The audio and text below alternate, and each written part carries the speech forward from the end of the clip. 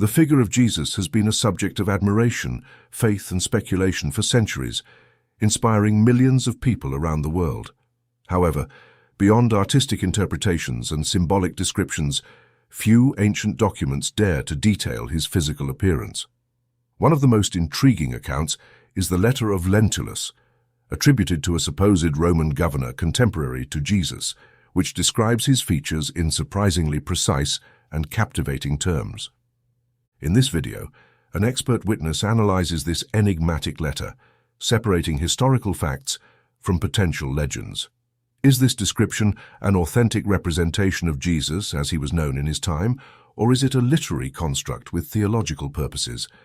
Get ready for a revealing journey that could change the way we imagine one of the most influential figures in history. Have you ever stopped to think about where our images of Jesus come from? Why is he often portrayed as a man with fair skin, blue eyes, and long hair? This is the image many of us hold, but is it true to reality? Let's explore this together. If you are a person of faith, consider subscribing to the channel now. Most of the images we have of Jesus are based on movies, works of art, or vague stories from people who lived over 2,000 years ago. Recently, however, the discovery of this letter by Lentulus has shaken both academic and religious communities. Lentulus, who was with Jesus, felt compelled to send several letters to Caesar describing what he saw and heard. For generations, the dominant image of Jesus, especially in Western countries, has been that of a bearded man with light hair and piercing eyes. However, the Bible does not provide physical details of Jesus, and all evidence suggests he may have looked very different from what we imagine. Ancient texts, such as those by Justin Martyr and Origen, suggest that Jesus did not have a striking appearance. The question of Jesus' physical appearance has sparked debates over the centuries. Some writings describe him as an ordinary man without remarkable features, while others, like Psalm 45, portray him more ideally, suggesting that perceptions of his beauty could change based on each person's spiritual experience. Bishop Celsus in the 1st century also wrote that Jesus revealed himself differently to each person, responding to their spiritual needs. Each of us may hold a different image of Jesus, but the truth about his appearance could be more surprising than we ever thought. If you're enjoying this material, please don't forget to subscribe to the channel and activate the notification bell to avoid missing any content. Your support is vital for us to continue providing high-quality material. These descriptions reveal that, despite his unchanging divine nature, Jesus presented himself in a way that resonated with each person uniquely, much like a doctor or teacher understanding the needs of their patients or students. Interestingly, the earliest images of Jesus depicted him as a youthful Apollo-like figure, a symbol of physical beauty. However, with the establishment of Christianity under Emperor Constantine, this representation underwent a significant shift. From the 1st century onward, the image of Christ became dominated by the bearded man, a change possibly linked to Christianity's new prominence and the display of sacred relics. Many experts believe that relics like the Shroud of Turin and the Veil of Veronica, both associated with miracles, influenced these representations. One of the few physical accounts of Jesus comes from a copy of a letter by the Roman consul Aurelius Lentulus to Emperor Tiberius found in an ancient monastery. According to this letter, in the 12th year of Tiberius's reign, Lentulus was in Judea during Jesus' trial and crucifixion. His family is mentioned in the historical records of the Jewish historian Josephus. Lentulus describes Jesus as a man with a noble face, light wavy hair, intense blue eyes, and an expression marked by grace, with a long nose, nearly blonde beard, and sun-tanned skin. This image of Jesus appears different from the common depictions we know. When combined with information from the Shroud of Turin, we gain an even more detailed perspective. Professor Giovan Giudica Cordiglia, an expert in forensic medicine, studied the shroud and concluded that the man depicted on it possessed remarkable beauty, standing approximately 1.8 meters tall, with a strong, harmonious physique. Despite the marks of suffering, his face was gentle with elongated features and a slightly slanted nose. His prominent cheekbones and large head indicated an above-average intelligence, with a brain believed to weigh around 1 kilogram, suggesting exceptional cognitive abilities. These details create an image of Jesus that combines physical strength, beauty, and astounding intelligence, challenging traditional ideas and inviting us to rethink how we imagine the figure who changed the course of history. In 1940, artist Warner Salmon created a painting that, unbeknownst to him, would become one of the most iconic and reproduced images of Jesus Christ. The famous Head of Christ. This work has been replicated hundreds of millions of times in forms ranging from simple prints to calendars, keychains, and even billboards. Author Stephen Prothero, in his book American Jesus, argues that this image not only turned Jesus into a star, but also into a culturally famous and easily recognizable figure for Americans of all backgrounds. Prothero goes further, asserting that a head of Christ has become the most widely disseminated religious image in the world, surpassing famous works like Leonardo da Vinci's The Last Supper. In the 1990s, Bendela Melili funded a thorough study on the impact of Salmon's work on American religiosity. Art historian David Morgan conducted the study, compiling a wide range of essays and works later published in a book. Morgan gathered over 500 personal responses about the impact of Salmon's image, with most respondents stating that the painting accurately captured Jesus' appearance, calling it the most faithful representation ever made. It seems strange to think this, as no one in the 1990s could have lived in the first century to actually know what Jesus looked like. Morgan links this sense of authenticity to the photographic quality of the painting, with soft contours and delicate lighting, reminiscent of studio portraits we cherish of loved ones. Another factor contributing to the continued effect of this painting is how Jesus is portrayed, an isolated close-up showing only his shoulders and head, untied to any specific context of time or place. Salman's Jesus becomes a figure each person can visualize in their own setting.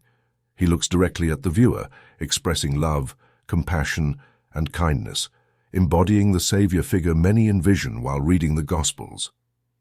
In contrast to this idealized image, archaeological evidence and biblical texts suggest that Jesus probably wore simple clothing, such as a wool tunic and cloak to protect against the cold, with sandals on his feet.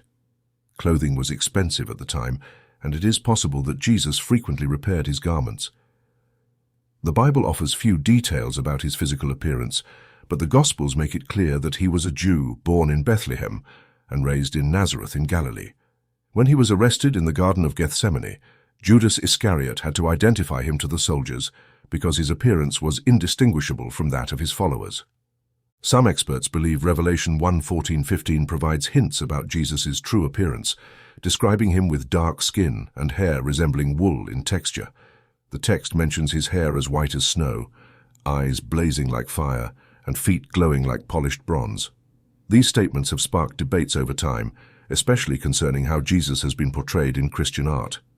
Early images often depicted Jesus as a beardless young man representing purity and his role as the Good Shepherd. These images, common in Roman catacombs and ancient mosaics, highlighted his friendly and protective character. Some of the oldest depictions of Jesus, dating back to the 3rd century, were found in the catacombs of St. Domitilla in Rome, where he is shown with short hair, carrying a lamb over his shoulders. A remarkable discovery occurred in 2018 when a portrait of Jesus was found in the remains of a church in southern Israel, dated to the 6th century. This image depicts him with short curly hair, a feature typical of the eastern regions of the Byzantine Empire, especially in Egypt and the Syrian-Palestinian area. Over time, this image was replaced by the figure of Jesus, with long hair and a beard, influenced by Greco-Roman deities like Zeus. During the 1st century, the depiction of Jesus began to include elements such as a long tunic and a seated posture, as seen in the 5th century mosaic in the Church of Santa Pudenziana in Rome. This style often added a halo around his head to symbolize innocence. However, different societies around the world have shaped their own versions of Jesus, reflecting their main racial characteristics. Among the many objects associated with Jesus, the Shroud of Turin is one of the most well-known. Discovered in 1354, many believe it wrapped Jesus' body after the crucifixion, capturing his image in a seemingly miraculous way. Although its authenticity is widely debated, the shroud remains a key reference in the public imagination of Jesus' appearance. In 2011, a team led by Richard Neve used a 1st century Israeli skull and advanced technology to create an image of Jesus. They suggested he likely had dark skin and eyes with short curly hair. This vision contrasts with standard Western depictions, offering a different and possibly more accurate perspective on how Jesus might have looked. Recent studies suggest Jesus may have been around 1.8 meters tall, with dark skin, eyes, and short curly hair, though Western art often portrays him differently. Across various parts of the world, he is depicted as black, Arab, or Hispanic. But what did Jesus really look like? Forensic anthropology, an intriguing field of science, provides some answers. Using methods similar to those employed in criminal investigations, British scientists collaborated with Israeli historians to recreate what they consider the most accurate image of Jesus' face. Forensic anthropology uses information from cultural, biological, and physical sciences to study the traits of different human groups. This field requires deep knowledge of genetics, human development, and even osteology, the study of bones. While often associated with solving crimes, forensic anthropology can also be applied to recreate historical faces. Richard Neve, a renowned expert in this field, had previously worked on controversial projects, recreating figures such as Philip II of Macedonia and King Midas of Phrygia. When the opportunity arose to recreate the image of Jesus, Neve rose to the challenge. His team began by collecting skulls of Semitic people from the area near Jerusalem where Jesus lived. These skulls, dated to Jesus' era, were discovered by Israeli researchers and became the foundation for the reconstruction. Using computed tomography, the researchers captured detailed images of the skulls, revealing the nuances of their bone structures. Advanced software helped measure the thickness of soft tissues in different parts of the face, enabling the creation of a highly detailed 3D model of Jesus' facial muscles and skin. A mold of the skull was made, and layers of clay were added to replicate facial tissues. However, two crucial elements, hair and skin color, could not be determined from the skull alone. To fill these gaps, the team relied on ancient depictions found in first-century archaeological sites, which suggested Jesus had dark eyes. Jewish tradition indicates Jesus had a beard, while the Bible offers hints about his hair length. While most artistic representations show Jesus with long hair, many experts believe he likely had short, curly hair, a detail that contrasts with the image of the Shroud of Turin, believed by many to have wrapped his body after the crucifixion. This reconstruction, while not definitive, provides an intriguing and different perspective on Jesus' possible appearance, challenging the standard images that have prevailed for centuries. The Shroud of Turin shows a figure with long hair, but the relic's authenticity has been questioned over the years. One objection comes from Paul's writings to the Corinthians, where he states it is shameful for a man to have long hair. If this account were accurate, it would be unusual for Jesus to have long hair, as many artistic depictions suggest. This leads some experts to assume Jesus probably wore his hair short, in line with the customs of men in Galilee during his time. Regarding Jesus' height, studies of ancient skulls and historical records suggest first-century Semitic men averaged between 1.65 and 1.7 meters, slightly shorter than the height often imagined. Despite being relatively small by today's standards, Jesus, as a carpenter accustomed to hard physical labor, likely had a robust and muscular build, contrasting with the serene and almost ethereal depictions commonly seen in paintings. A new sculpture based on first-century Semitic skulls portrays Jesus as a man with brown skin, short, curly hair, and a sturdier physique than traditional representations. This image challenges us to reconsider Jesus' physical characteristics, moving away from the European features often depicted in churches. In the book, What Did Jesus Look Like? The author argues that based on archaeological data and historical texts, Jesus likely had traits typical of Judean Jews, with brown eyes, medium-toned skin, and dark hair. He may also have appeared older due to outdoor work and the physical toll of his daily life. Modern depictions of Jesus with fair skin and straight hair often reflect cultural influences rather than historical facts. Most experts agree that, as the son of a carpenter from Palestine, Jesus would have had features typical of the local inhabitants of his time, vastly different from the idealized images that have become famous in the West. Recently, artificial intelligence has been used to create an image that aims to get closer to Jesus' true appearance. This technology, paired with archaeological data, offers a fresh perspective on what Jesus might have really looked like, challenging centuries of iconography that portray him with European features. This modern method not only gives us a new viewpoint on Jesus, but also emphasizes the importance of questioning and re-examining traditions to uncover the true appearance of Jesus of Nazareth. Jute chose to apply his expertise in imaging technology and special effects, utilizing advanced artificial intelligence software capable of analyzing and combining thousands of human faces to create a synthesized version based on various artistic references. Using this tool, Jute sought to develop an image that reflected not only artistic standards, but also historical truth. He began by blending different depictions of Jesus, ranging from Byzantine icons to Renaissance works like the Veil of Veronica. Jute aimed for a broad perspective, but soon realized he needed to adjust the features to more accurately represent the physical traits of people from the Near East in the 1st century. He modified the hairstyle and beard to be more in line with the era, and referenced images of mummies to ensure the representation was more authentic and less influenced by later Western art. The result was a rendition that, while artistic, attempts to approach what Jesus might have actually looked like. However, this image is not historical, as there are no visual records from Jesus' time. Unlike figures like Caesar, whose likenesses were preserved in statues and coins, the early Christian communities refrained from creating representations of Jesus out of respect for Jewish customs that forbade the creation of images. This prohibition dates back to the 10 Commandments, in which God instructed his people not to make idols or carved images. This command was especially important after their liberation from Egypt, where idolatry was widespread. God wanted to ensure the Israelites did not follow the same path, worshipping human or animal forms. The directive was clear. Do not make images of what is in heaven, on earth, or in the waters, and do not bow down to idols, for God alone is worthy of worship. The prohibition against making images was reinforced as the people of Israel prepared to enter the Promised Land, ending the worship of any created being. If you grew up seeing images of Christ in churches or books, it is important to remember that these are artistic interpretations, often inspired by the cultures in which they were created. The oldest known image of Jesus, dated to 235 AD, was found in the church of Dura Europos, one of the earliest Christian churches where Jesus is depicted healing a paralytic. Since the early days of Christianity, art has served as a powerful means of sharing biblical stories, especially for those who could not read.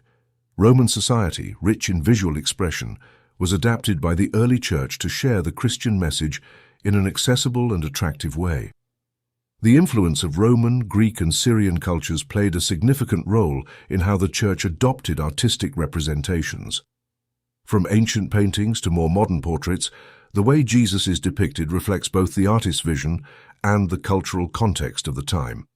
A compelling example of this evolution can be seen by comparing Rembrandt's 17th century portrayal of Christ with illuminated manuscripts from earlier periods. These differences highlight how perceptions of Jesus' appearance have changed over time. This evolution in visual representation reflects how artists, influenced by their cultural contexts, depicted everything from Christ's clothing to his facial features in ways that resonated with their era. This shift invites us to reflect, what does this transformation in the image of Jesus mean for us today? The absence of visual records or images of Jesus during his life underscores a profound truth central to Christian faith. God values the heart over outward appearances. When the prophet Samuel was sent to anoint the king of Israel, God reminded him not to be swayed by physical stature or appearance. Instead, God instructed Samuel to focus on the heart, teaching us that true worth lies in inner character. Similarly, Jesus himself cautioned against making judgments based on superficial impressions. While it might be appealing to imagine him adorned with heavenly radiance, far beyond human form, he lived as a humble, relatable figure. We don't need a perfect visual representation of Jesus to experience the transformative power of his salvation. Even without seeing him now, we can hold fast to the promise that one day we will meet him face to face, feeling his love in a way that surpasses any image or artistic interpretation. For those who believe, there is a steadfast hope. At the end of our journey, Jesus will welcome us into his eternal presence, and we will see him as he truly is, beyond what any earthly depiction could capture. If you found this video meaningful, subscribe to the channel and join a community dedicated to truth, self-discovery, and spiritual growth.